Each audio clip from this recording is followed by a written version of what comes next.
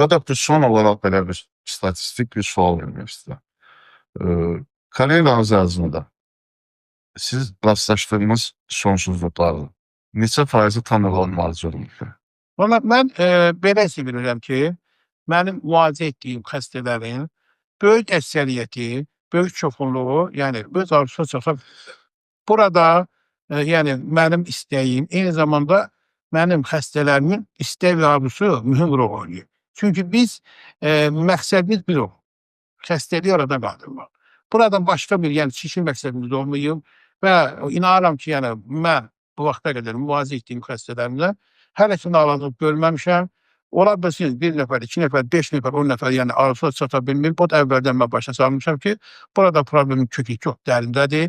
Burada məsələn hipoqanadizm var, spermatozoid bilməcə yoxdur. Yəni doğrudan da bunun həll olması mümkün məsələ deyil və onların öz taleyinə buraxmışam. Niyə görə? Onlar öz qərar verməlidir ki, donor spermatozoid süni müalicəyə getməyə ehtiyac bilirlər, yoxsa bilmirlər. O artıq o xəstələrin öz seçimidir. Yəni xəstənin öz seçimindən əlavə mən dediyim sözün hər birinin arxasındayam və xəstələrin heç vaxtı yarıda buraxmıram.